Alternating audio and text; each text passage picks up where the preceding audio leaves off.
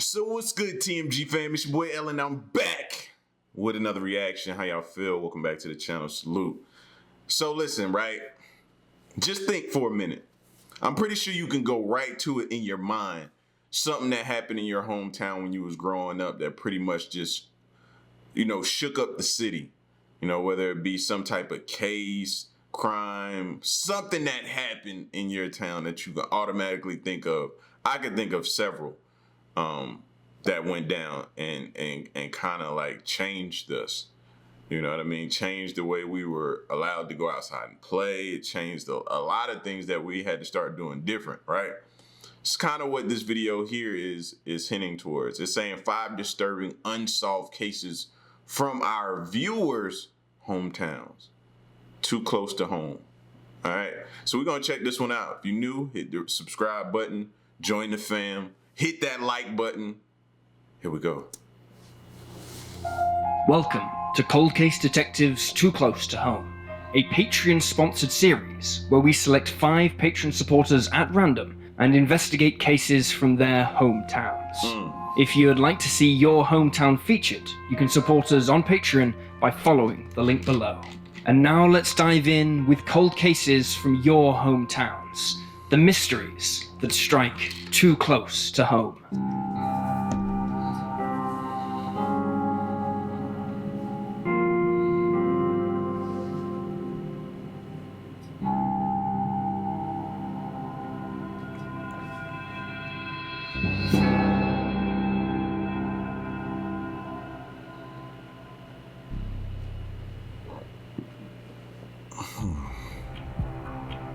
Dean Marie Peters.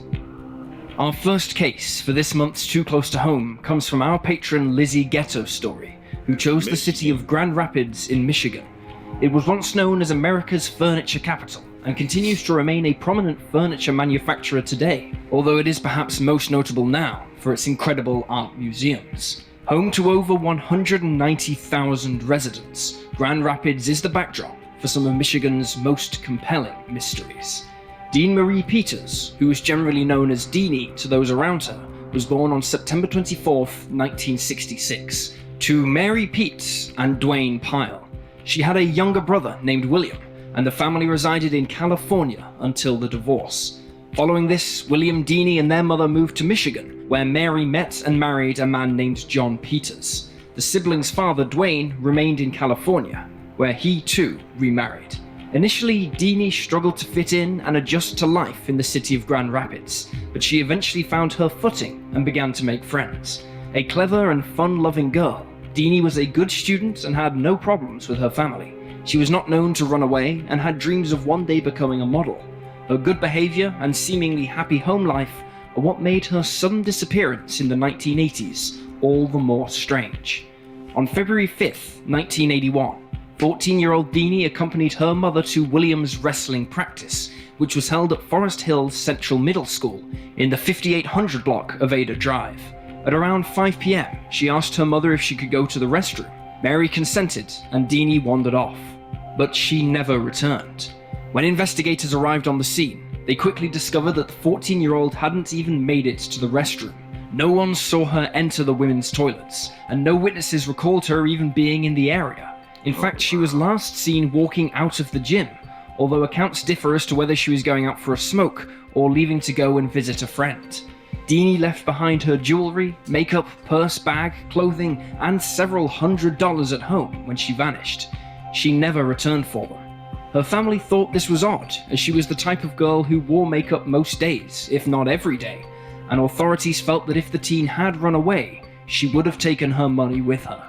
One potential suspect in the initial inquiry was the school's custodian, a man named Arthur Diaz, who claimed that he never saw Deeney as he cleaned out an office on the evening of February 5th. It was theorized that Diaz had put the teenager's body in the school incinerator, but detectives found... And I was just about to ask, I wonder what his background is. Does he have a record, history, or anything like that? That's definitely was my next question. They thought he put her in the incinerator, though? No evidence to support this idea. He was shortly thereafter ruled out as a possible suspect. Digging further into Deeney's social life, investigators uncovered that just 2 days before she went missing, the 14-year-old had engaged in a physical fight at school with two girls. The fight was said to be over a boy, and the girls told Deeney to stay away from him, threatening her if she didn't do as they said. A 17-year-old boy named Bruce Bunch knew one of the girls. It has been alleged that on the day of her disappearance, he spotted Deeney walking and drove his car at her to scare her. However, instead of narrowly avoiding her or stopping his vehicle, he hit a patch of ice and accidentally struck the girl, killing her. It's possible that he hid her body in the brush and then later buried it, possibly in the Snow Avenue area. This area was searched in 2010, but no evidence of a body was ever discovered. Over the years, Bunch allegedly told various versions of this story, including to his first and second wives. His first wife claimed that Bunch was abusive and violent, and that he would drink so heavily he would sometimes black out and not remember his own actions. Yeah, that's a good observation. What is he drinking for? Something you trying to forget? A memory you don't want to remember? Deal with? Something painful? He once pushed her out of a moving vehicle, causing her to break her ankle, and once threatened to run her off the road. Those who knew Bunch alleged that he said that Deeney's body was buried by a young Marine camp, but a search of the area turned up nothing. Others said that Bunch dreamt about the teenager following her disappearance. He claimed that although he did dream about her once, it was because he'd seen the news of her disappearance on the TV. As a young child, he had claimed to have mental telepathy. Bunch said that this combination had led to him dreaming about the missing teen, and that this then led to people circulating the story that he had killed her and hidden the body. Further stories spread after he allegedly talked about Deeney at a party, where he said he'd buried her body near Standard School, 5 miles north of Lowell. This site was searched, but nothing was found. Bunch died of a heart attack in 2008. He was never charged nor questioned in connection with Deeney's disappearance. During the initial investigation, divers searched a shallow pond along Grand River Drive, near Lowell, Michigan, and used cadaver dogs in a bid to try and find any evidence of Deeney. However, they were unable to find a single clue in her case. Psychics got involved too, pointing detectives in the direction of potential burial sites. But these searches turned up nothing. Deeney's parents spoke to the media regularly to try and keep interest in the case alive. Can't trust them psychics, bro. See? Look at that. No, she's over there. No, she isn't. Can't trust them psychics, man. And even put forward a reward for information. But again, no new leads opened up. Other theories in Deeney's case revolve around another potential suspect and police involvement. Reportedly, her diary vanished while in the possession of law enforcement, leading some to believe that the culprit involved in the disappearance had ties to authorities, or was a serving member of the police force themselves. The other potential suspect in Deeney's case was a man named Joseph Falstrom, who was questioned by investigators twice in the early 90s. A woman came forward to the media later on, telling them that she and some friends had been drinking and canoeing with Falstrom on Flat River in 1989. He had spoken about how he and 2 others had hit a girl named Deeney with their car while in a school parking lot, and that they'd put her body in the trunk before later burying her along the river. However, nothing further seems to have come from this information. Deeney's case dried up in the 1990s, but was eventually revived in 2008. Between 2008 and 2012, authorities spoke with over 200 witnesses and searched 15 potential burial sites. Their investigation took them to 7 states and helped them establish the identities of individuals living in the Ada Drive area who may have information. However, none of them have cooperated so far.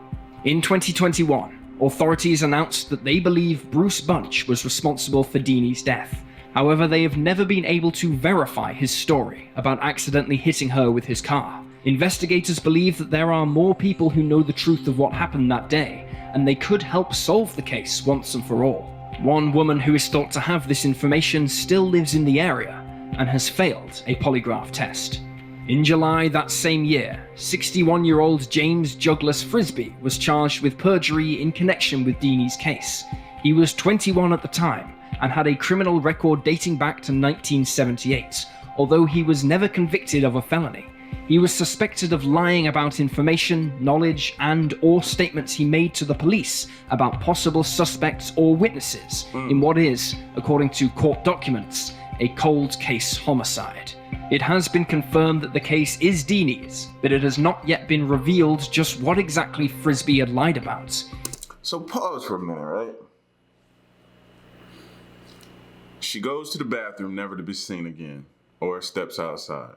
No cameras. I think this was in the early 80s, late 70s, right? So no cameras probably back then. She got into a fight. And the people she got into a fight were kind of harassing her a little bit. So they're suspects. Another person that they brought up just mentioned that dude, he's a suspect. Did they ever mention like maybe any parent, any close relative or anything like that?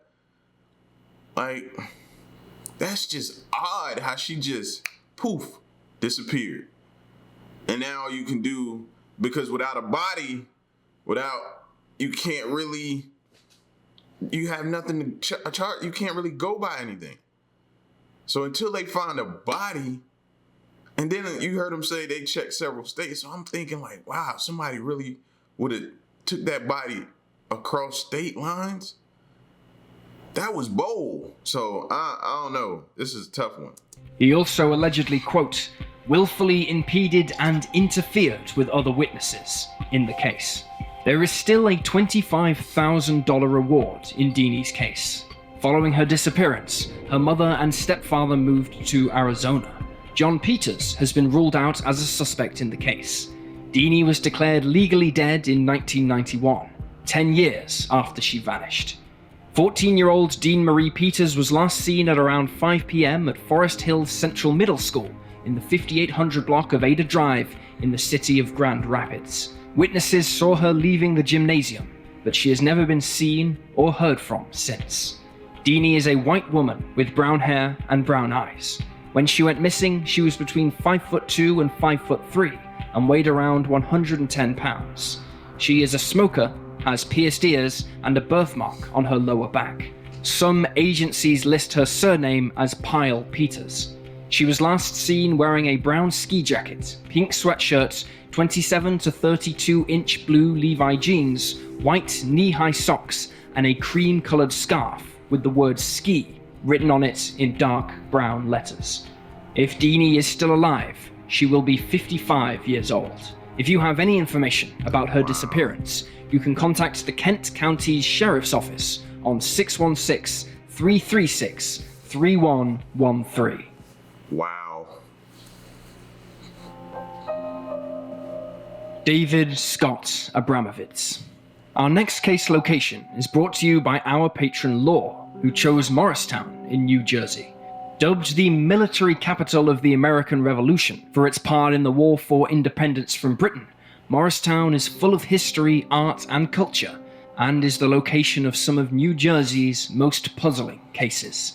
Described as reserved, gentle, and gifted, David Scott Abramovitz was born on April 23, 1978, and spent some of his childhood in an affluent suburb of New York City with his parents and two sisters. From a young age, the importance of wealth was impressed upon David, but he had no interest in money or becoming financially well off. The 9-to-5 life he felt was not for him. A vegan from a young age, David stopped wearing leather and swore off Twizzlers as a teen, and his siblings described him as a free spirit. David attended Morristown High School, where he captained both the track team and the cross-country team. He was a talented pianist who spoke fluent French and loved to paint. He often did so in an expressionist style. Shortly before he vanished, he gave his sister Jill a portrait, which is hung in her home to this day. David also volunteered at the Seeing Eye in Morris Township, where he worked with dogs. He was... Golly, why would somebody want to mess up everything that he was doing and the type of person that he seemed to be? Only thing I can start to speculate is jealousy so far. well known for his love of mountain climbing, nature, and animals. David graduated from Rutgers University, New Brunswick, New Jersey in 2000. During his time there, he had dated a young woman who recalled how much he was interested in the book Into the Wild, a non-fiction novel that was based on the story of Christopher McCandless. McCandless graduated from university in Georgia in 1990 and afterwards made his way to Alaska, where he planned to live off the land. He had always wanted to pursue a nomadic lifestyle and is described as an adventurer. However, McCandless's journey came to an end shortly after he made his way into the wild, when he died of starvation in 1992. David's girlfriend noted that he was a good boyfriend and that they'd split amicably, with both expressing a desire to go their separate ways. 23-year-old David was last seen on May 3rd, 2001, when he left the family home on Bickford Drive near the Randolph border. He has never been seen since. Investigators discovered that his phone had either made calls from Burlington, Vermont, or possibly received them shortly after he vanished. The search for David took his family and detectives to Quechee, Vermont, 70 miles south of Burlington. The 23-year-old had reportedly spoken of the gorge there, which is 165 feet deep, some time before he went missing. David's family canvassed the area, going door to door and visiting both hotels and shelters, looking for anyone with even a scrap of information. Meanwhile, expert climbers were brought in to search the gorge. However, there were no signs of the missing 23-year-old. David Abramovitz had essentially vanished into thin air. His sisters Jill and Stephanie continued to look for answers in the case. They recalled that their sibling was depressed at the time, with Stephanie telling MorristownGreen.com that his depression is often what made him escape the area, saying he wanted to be off with animals and nature. Shortly before David went missing, he gave away a few of his belongings and withdrew all of his money from his bank accounts. 3 days after he vanished, his family got a call from his best friend, who said that he had just received a depressing letter from their loved one. Now that could be odd. Withdraw. You want to live amongst the animals in the land, so you don't need money out there. So why would you withdraw your money? Or did you withdraw your money to go do that? So it could go either way. The Charlie Project calls this letter a suicide note, although his sisters disagree with this description after speaking with experts about the letter's contents. David had visited his best friend in California for a few weeks and afterwards had penned the letter, which discussed how much the friendship meant to him and how much he enjoyed the visits. He also wrote, vaguely, "I'm going away." His sisters remembered that he had said a similar thing to them around the same time. He had said, "I'm going on an adventure. I need to figure things out." However, David refused to elaborate on this further. For his depression, the 23-year-old had tried to go on medication, but found that it suppressed his desire to paint. The investigation into David's disappearance has come to a standstill in recent years. His father passed away in 2013, never knowing what became of his only son, while his grandparents, who were alive when he vanished in 2001, have also died since he went missing. His mother continues to live in the family home, while his sisters speculate on what may have happened to their brother. Jill believes David is in Vermont, while Stephanie thinks her brother is in Canada. Both believe he is still alive and living a new life off the grid, surrounded by nature, animals, and the mountains, the place where he always felt most at home. There are generally 3 theories in David's case: that he took his own life, that he's happily living off the grid, or that he planned to do the latter but has since died due to the elements or starvation, much like Christopher McCandless. Of her brother's disappearance, Jill said, "It's that horrible thing where you want closure and you also want hope. You cling to anything." It's hard for me to believe, though, that he would just cut off all ties and contacts with his family. Remember, when they were first speaking about him, the type of person he was, that don't strike me as being him. Now, I'm just basing that off of what I've heard so far, but granted, that's what he wanted to do, but you think he would cut off all ties to his family? 23-year-old David Scott Abramovitz was last seen leaving his home on Bickford Drive in Morristown, New Jersey on May 3rd, 2001. David is a white male with brown hair and brown eyes. He stands at around 6'1" and weighed between 145 to 155 pounds at the time of his disappearance. He usually wore a rope choker necklace and had it on when he vanished. He also has a gap between his front teeth and sometimes used the nickname Dave. If he is still alive, he will be 43 years old. If you have any information about David's disappearance, you can call the Morris Township Police Department on 973-539-0777. Tone Truong. Moving on to our third case. This one is from our patron Hannah, who chose the Melbourne suburb of Sunshine as their location. Starting off as a town just outside Victoria's capital city, Sunshine was known to be home to many manufacturing businesses, which eventually began to dwindle in the 1970s. Now a residential suburb, it still houses many industrial companies and is an important retail centre. It is also the site of several strange cold cases. 43-year-old Tone... Y'all heard that, right? Several strange cold cases. Cold. Haven't been solved. Truong was described by his brother Ty as your stereotypical larrikin. He had a good job as an engineer and was loved by all who knew him, and was said to have the whole world ahead of him. Detectives who worked the Vietnamese man's case echoed these sentiments, adding that he was a hard-working family man. On February 23rd, 2015, sometime between 5 and 5:25 a.m., Tone was awoken by the sound of someone breaking into his home in Sunshine West. His wife, who was 8 months pregnant at the time, is believed to have disturbed the intruder.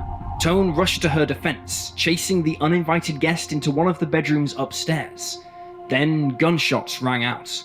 The gunman fled the bloody scene as Tone called to his wife, asking her to ring emergency services. The 43-year-old, who had been living in Australia for a number of years, had been shot twice. He died before paramedics arrived. It is believed that the gunman then left the area using his car, which was parked nearby. The vehicle was last seen on CCTV heading towards Fitzgerald Avenue. Investigators quickly discovered the shattered glass at the back of the house, which indicated that the killer had broken in through a window. At the time, it was unknown if Tone had been targeted or if he was the victim of a random robbery gone wrong. Police dispatched teams of officers to search the nearby area for any trace of the gunman or the weapon he used. They emptied bins as they looked for the gun and combed through Allison Street and the surrounding area, looking for anything that could help the investigation. However, they came up empty-handed. Inside the home, detectives found that Tone had recently begun growing a crop of cannabis in an upstairs bedroom. His family were surprised by the news, and his wife knew nothing of it. His family was surprised. Oh, how did that get there? She told the authorities that her husband told her he was decorating the room for the new baby, and that he wanted it to be a surprise. As a result, she made sure to stay away from the room until it was ready. Following this discovery, investigators theorized that the 43-year-old's cannabis setup had caught the attention of two men. That's what I was automatically about to say, bro. People be eyeing. That's why I be telling y'all, like during the Christmas time or any time of the year, when you be having boxes and different things either brought to your house that you just brought, big screen TVs, whatever, or packages delivered, people be watching your house, fam. And you look around, they be trying to come in your house. Who was seen driving around the area at the time of his death. Over a year later, in December of 2016, the police stated their belief that the senseless crime was carried out by an associate of a syndicate that carried out aggravated burglaries at properties with cannabis crops in the suburbs of Melbourne. The Australian newspaper The Age reported that the gang is fluid and could contain as many as 50 people. They are thought to be responsible for a string of robberies in the area, and use infrared cameras to help determine which homes they should target. One of these cameras was stolen from a local fire station. In August of 2015, using a description given by Tone's wife, police created a composite image of what the culprit may look like. He is described as being a thin, white man who is around 5'5" with green eyes. He also wore a blue face mask and a black cap. However, despite the creation of the E-Fit, this man has never been identified. Another clue in the case is the dark-colored sedan seen on CCTV fleeing the scene. Investigators believe it is either a BMW two-door or a Ford Falcon sedan. Both were seen in the area around 45 minutes before the crime, and authorities are interested in learning more information about the drivers of both vehicles. However, neither driver has ever been identified. It is believed that Tone was growing the marijuana to earn some extra income, although his family have said that he earned good money and they didn't understand why he would need the extra. Investigators noted that the 43-year-old was yet to harvest a crop. He'd only just started growing the cannabis. His brother told media outlets, "My brother did a stupid thing. He made a mistake, and for that, he's paid with his life." A month after Tone's death, his wife gave birth to the couple's first daughter. They already had a 3-year-old son who was in the house on the night of the murder, but was luckily unharmed during the ordeal. According to the family, the 43-year-old spouse struggled to put her life back together following the vicious crime, and suffered lasting trauma from the experience. The area in which the couple lived was previously known to be a safe and quiet neighborhood, but locals have stated that in the few years before Tone's demise, it gained a reputation for violence and crime.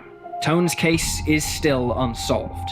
If you have any information about his death, you can call Crime Stoppers on 1-800-333-000. Hell yeah, man. Can't stress that enough, bro. People are watching you, watching what you bring in. Especially if they think they can take something off you that they can then turn and sell and make a profit themselves, i.e. marijuana, your setup. They didn't know if you had something because, they said he hadn't made his first crop yet. So maybe it was something else. Maybe it wasn't that. I don't know. That was crazy. Logan Bowman. Our penultimate case this month was chosen by our patron Cheyenne, who picked the city of Freeze, Virginia. Although we were unable to locate a cold case from this exact location, we found one just 15 minutes away in the city of Galax. On January 26, 2003, at 12:59 p.m., the Grayson County Sheriff's Office received a strange phone call from a woman named Cynthia Lee Davis. The woman requested that she speak to somebody about a kidnapping and claimed that her son was hurt and that her boyfriend, a man named Dennis Danny Shemmerhorn, was holding her hostage. She reported that she hadn't seen her son since January 5th, but later changed the date to January 9th. When a sheriff's deputy arrived on the scene, Davis claimed that while she was asleep, her son, 5-year-old Logan Nathaniel Bowman, ran hot water for a bath and got burned pretty bad. She then said that he'd been missing since January 7th, and noted that her boyfriend didn't allow her to take Nathaniel to the doctor when he burned himself. Over the following months, Davis would go on... Didn't allow? Ain't nobody getting in the way. ...to give various different accounts of Logan's whereabouts, the circumstances of his disappearance, and the abuse she had suffered at the hands of her boyfriend, Shemmerhorn. Davis claimed that Shemmerhorn held her hostage for 2 weeks and physically assaulted her with a flashlight, and later in court said that he held a gun to her head and threatened to shoot her. He'd also once previously attempted to strangle her. As for her son's whereabouts, Davis claimed that Logan had a stomach bug and had soiled himself in the middle of the night. This is why he attempted to run a bath himself and ended up burning himself in the hot water. Eventually, Davis alleged that Logan was with his father, Alvin Bowman, and that he'd bring the 5-year-old home later. But this was not the case. It is believed that Logan was last seen alive on January 7th, 2003. It's unclear why his mother waited over 2 weeks to report her child missing. According to the Charlie Project, she filed a missing persons report on January 23rd, although other sources state that it was Logan's father Alvin who reported him missing on January 27th. Davis was unable to explain why she hadn't reported her son's disappearance much sooner, and as a result, immediately became a suspect in the investigation. As she should be. 1 month after Logan vanished, Davis was charged with child endangerment. Additionally, Dennis Shemmerhorn was also charged in connection with Logan's disappearance and the incident that saw the 5-year-old's lower body burned by hot water. Investigators noticed that Shemmerhorn gave numerous conflicting statements during the course of the inquiry. Alvin Bowman claimed that the last time he saw his son was on Christmas Day, 2002. He had weekend visitation rights, but had been blocked from seeing Logan by Davis and Shemmerhorn. An article by the Carroll News states that Bowman testified in court that he went to collect Logan on January 3rd, but was told his son was sick. On January 9th, Davis told Bowman... Sound like they was covering something up, don't it? It sounded exactly like it was what they was doing. ...in a voicemail that the 5-year-old was still ill, and she was taking him to the doctor. She added that he didn't need to come and pick him up.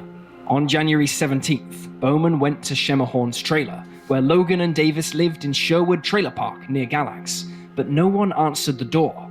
The following day, he returned to the trailer only to be met by Shemahorn, who told him that Davis had taken Logan and left. Bowman went back again on the 19th, but Shemahorn told him that the pair weren't there. At this point, Logan's father called the school, only to learn that he had been missing from class since December 20th, 2002, which is when the school had broken up for the Christmas holidays. After discovering this, Bowman notified social services and the sheriff's department about how he was unable to locate his son. Shortly before Logan last attended class, his teacher had noticed some bruising on his body that may have been physical abuse. According to the Charlie... They did something to this baby, man. They did something. All signs is point. Why would you lie? Why would you keep that from him? Why would you constantly lie to the father? Not let him see? No. It's only if you was trying to cover something up. Project. The teacher only notified social services after the 5-year-old went missing. However, the Doe Network claims that the teacher reported the abuse on November 19th, 2002. In April of 2003, both Davis and Shemahorn were indicted on 2 counts, each of child neglect. The first count was for failure to take Logan to a doctor after he burned himself. The second was for failure to report him missing for over 2 weeks. A few months later in July, the pair were also charged with felony murder. Cynthia Davis pled guilty to the charges and was sentenced to 15 years in prison and 20 years of probation. She testified against Shemahorn and claimed that Logan was burned in the bathtub on January 7th, but that Shemahorn wouldn't allow her to take the 5-year-old to the hospital. He apparently told her to calm herself first. According to Davis, she fell asleep, and then when she woke up, Logan was gone. Shemahorn told her that his mother was a nurse, so he'd taken Logan there. Davis said that she never saw her son again after that. Shemahorn's mother, Margaret Brando, told investigators that she had last seen Logan on January 8th when she visited the couple at her son's trailer. The 5-year-old was reportedly lying on the couch, still and quiet, only his head sticking out from beneath a blanket as he lay on a love seat. She said she believed he was sleeping. Meanwhile, Shemahorn claimed that Davis had taken Logan and his car and left. When she returned, she didn't have Logan with her. Shemahorn said he thought Davis had sold her son. He also told authorities that not only had the 5-year-old burned himself, but that a 15-inch television had once fallen on him too. Shemahorn's attorney accused Davis of selling Logan, but she denied the allegation. While on the stand, she confessed that she was never held captive by her boyfriend. And see, what's crazy is a lot of fathers or people who have divorced and split up or whatever, and the kid went with the mom or the kid with the dad, are having this type of issue. Not saying that the son went missing or disappeared or was killed, or having that issue of the battle of trying to see their child still be a parent, co-parent, and different things, and they're being lied to and different things, and you're trying to go through the court systems and everything like that, but it usually turns out pretty bad, bro. You hate to see situations like this. That kid never stood a chance. She did state that she was afraid of him. In May of 2004, a judge dismissed the murder charge and one of the child neglect charges that had been laid against Shemahorn, citing a lack of evidence. It was Davis's testimony that accounted for much of the evidence against him, but her statements were determined to be self-serving and inconsistent. As we mentioned earlier, she told numerous different stories about Logan's whereabouts and the circumstances of his disappearance, and on the witness stand, she said she thought he might still be alive. Shemahorn was convicted on 1 count of child neglect and sentenced to 1 year in prison. His attorney said that he had credit for time already served and may spend only 1 month behind bars. Although Logan's mother has been convicted in connection with his death, his case is still unresolved. The exact circumstances of his death are unknown, and his body has never been found. If Davis really did sell him, he has never been located, and nobody has come forward with any useful information which would help find and identify him. 5-year-old Logan Nathaniel Bowman was last seen on January 7th, 2003. He is a white male with blonde hair and blue eyes, and when he was last seen, he stood at 3'2" and weighed around 30 pounds. He had decayed teeth, a healing fracture in his left arm, and fresh burns on most of his lower body at the time of his disappearance. If he is still alive, he will be 24 years old.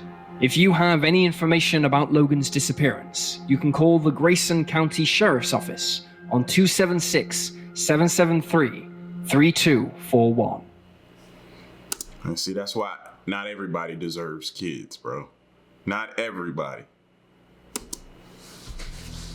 Robert Pride Macleod. Our final case location this month comes from an anonymous patron who chose the town of Harrogate in North Yorkshire, England. 49-year-old Robert Pride Macleod stood at 5'2" and weighed just 70 pounds when he showed up in Harrogate in January of 2007. During a visit to the town's hospital, he declared himself homeless and, as a result, was given a room at the local hostel named Cavendish House on Robert Street. The small hostel, which no longer exists, consisted of 7 rooms and 1 flat, all of which were occupied at the time of Robert's death. The 49-year-old checked into the hostel at around 11:45 p.m. on January 12th. He was given a first-floor room. Little is known about Robert's background and earlier life, and it is unclear how he came to be homeless.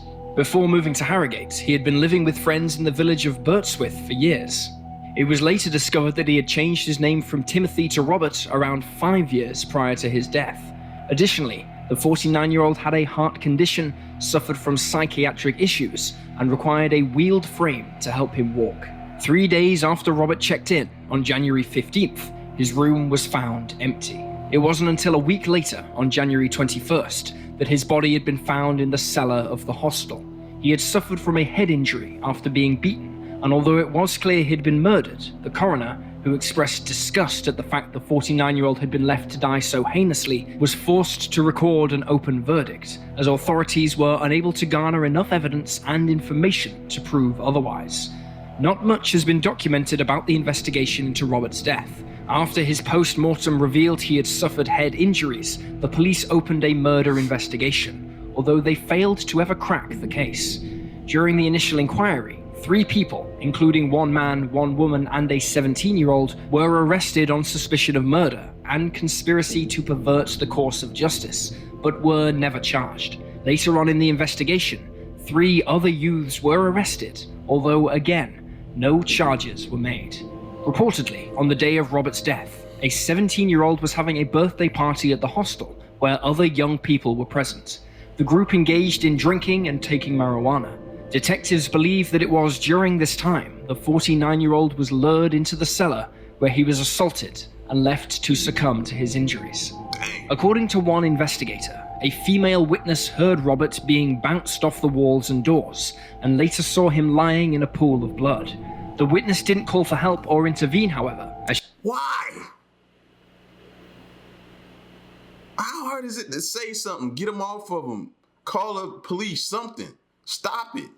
She was afraid for her own safety. She retreated to her room. I get that to a certain extent, though. Where she locked herself in. Detectives have said that those who knew he was down there did not attempt to save him or call for help, with Detective Sergeant Matt Walker saying he was left to die in a cold, damp, dark environment in the middle of winter. In more recent years, Robert's case has been reopened twice, once in 2015 and once more in 2017. But despite fresh appeals for information and a £5,000 reward, the case is still cold. It is currently being handled by the North Yorkshire Police's Major Crimes Unit. In 2017, Detective Sergeant Walker told the media that he believed several suspects and witnesses had previously lied to the police. Investigators have also suggested that back in 2007, people may have been reluctant to speak with them, but that loyalties may have changed over a decade later. They were also hopeful that new forensic science techniques would lead to a result, although so far, this has sadly not been the case. If you have any information about Robert's demise, you can call North Yorkshire's Major Investigation Team at 01609 643 147, or alternatively you can call Crime Stoppers anonymously on 0800 555 111.